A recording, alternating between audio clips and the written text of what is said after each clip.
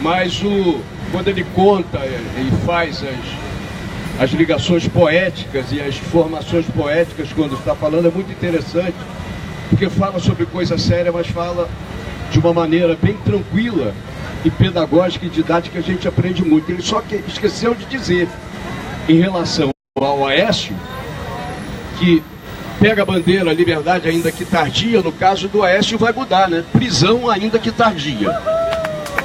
É o que o Chico esqueceu de falar. Depois a gente passa para ele introduzir na maneira dele dizer.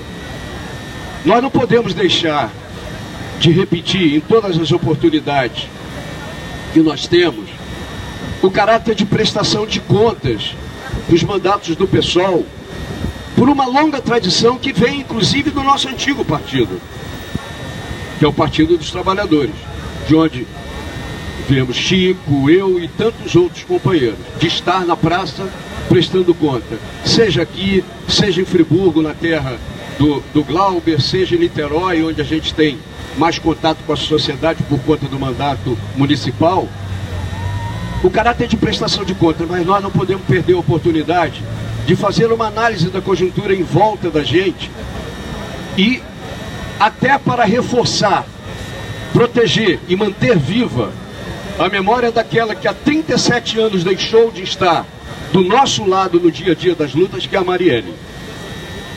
Marielle, por todas as razões já ditas por vários de nós ao longo dessa jornada de dias e dias de sofrimento e de dor, pensando nela, viva ao nosso lado e agora não mais contando com ela, Marielle foi executada exatamente porque, em primeiro lugar, ousou botar o dedo e indicar, enquanto mulher, enquanto negra, enquanto alguém moradora de favela, com compromisso com as comunidades dos territórios que ela viveu desde criança, botar o dedo na ferida em relação àqueles agentes da insegurança e da violência, em especial contra o povo pobre, o povo negro, a mulher negra em especial.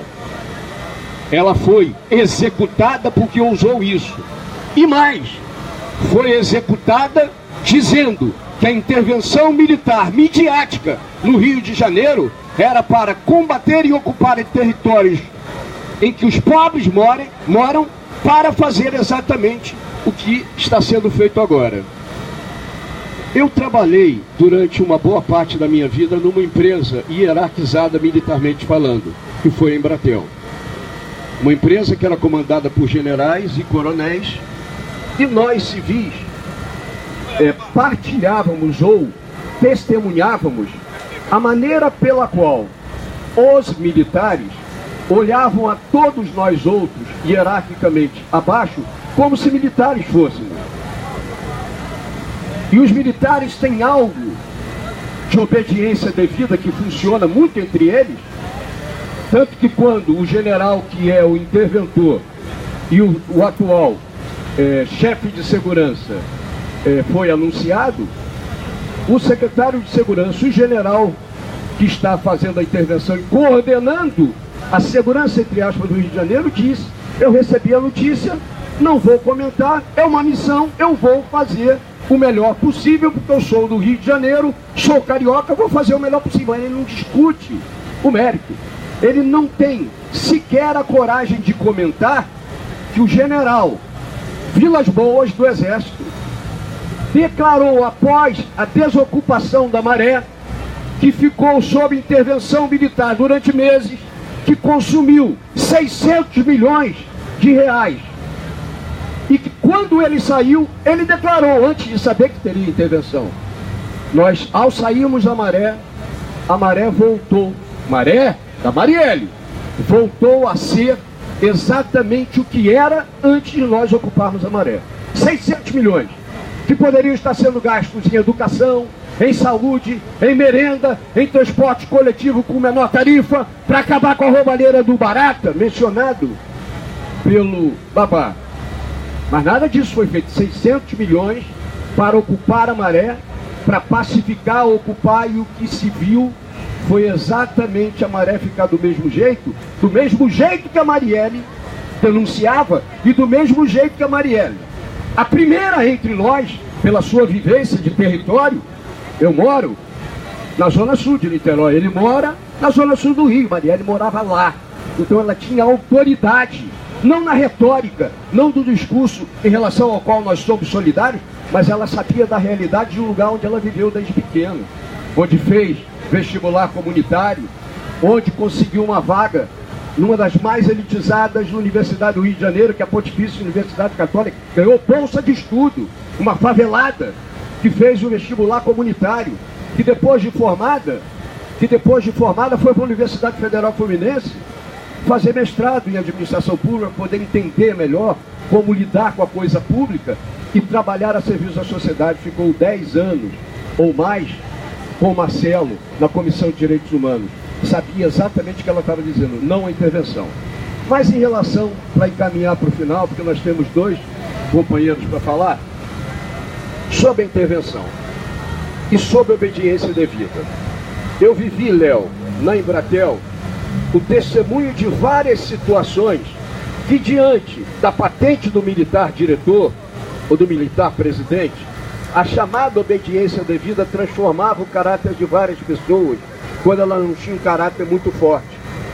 A obediência devida fazia com que várias pessoas, demonstrando a natureza do seu caráter, do seu interior, em vários momentos da história, fossem mais realistas do que o rei. O que é ser mais realista do que o rei?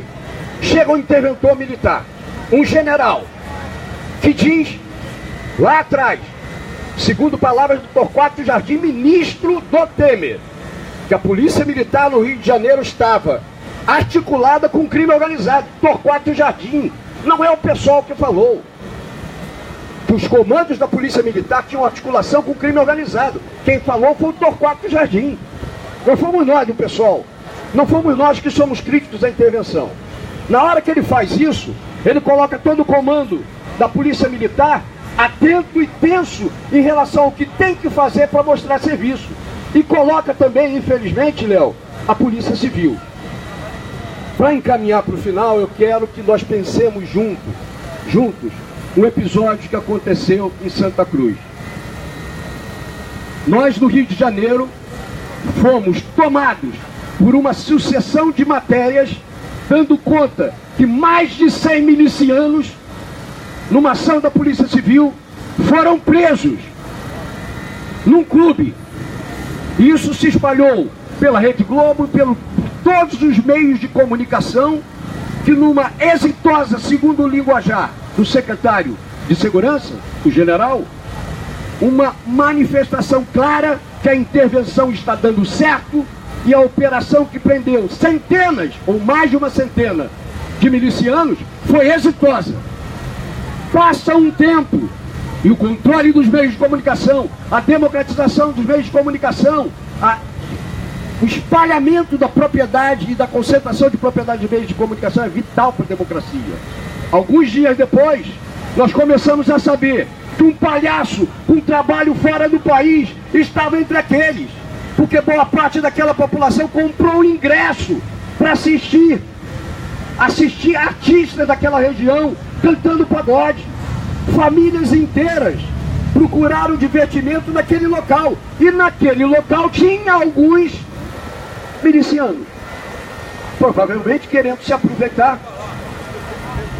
Você foi preso, Léo, foi preso lá, bom testemunho, o filho dele. Então, nós precisamos esperar alguns dias para saber a versão correta.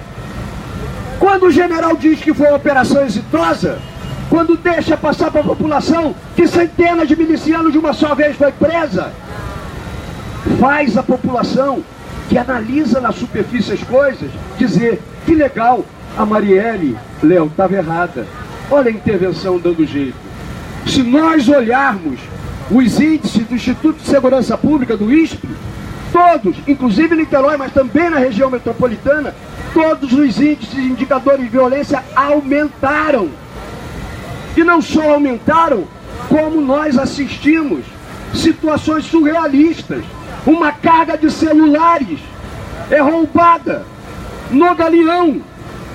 O Globocop, que não pertence às forças de segurança, o Globocop, que deve ter gasolina, óleo diesel, população, 2 salários para os pilotos. O Globocop descobre A polícia é avisada pelo diretor do Sindicato dos Transportadores de Carga e a polícia diz que não tem condições de entrar lá para resolver, apreender e combater o crime.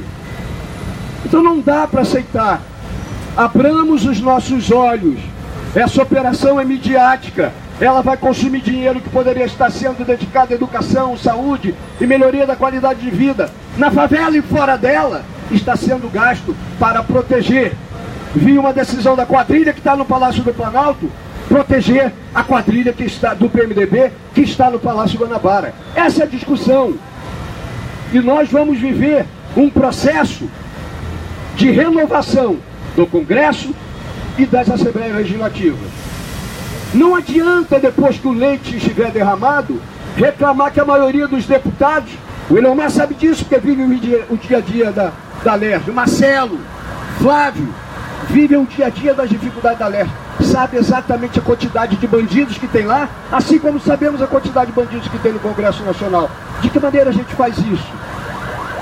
Numa conjuntura extremamente adversa, em que mais tempo nós necessitaríamos para dialogar pedagogicamente com a população, dizendo que a cara do Congresso, a cara da LERJ, a cara dos governantes é a cara da nossa participação política.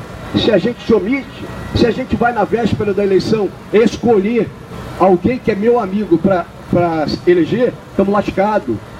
E mais, numa eleição em que, ao contrário, quando nós mais precisaríamos de tempo para dialogar, uma eleição que vai durar metade do tempo, em que a força do poder econômico vai novamente, através do fundo eleitoral, prevalecer, e no troca-troca a gente viu isso, 2 milhões de um deputado por lá daqui e para ali, com a garantia de que teria dinheiro para fazer uma boa campanha. Portanto, se nós queremos renovação, sejamos nós, cada um de nós, sujeitos à mudança. Não deixe para o outro. Eu tenho que saber o que eu faço, porque por ação ou omissão, eu sou responsável pelo destino que nós estamos desenhando. E é por isso que o pessoal vem para a rua. Teima em estar na rua, toda sexta-feira, dialogando com as pessoas. Não para passar a nossa fala, ou que a gente pensa como verdade absoluta, mas para ajudar as pessoas a refletirem a partir da nossa intervenção e pensarem por elas próprias, olharem à sua volta e verificar o que é melhor para cada um de nós. Até a vitória, sempre, sempre na luta. Viva a Marielle! Marielle, presente! Marielle, presente! Anderson, presente! Anderson, presente! Hoje e sempre! Hoje e sempre!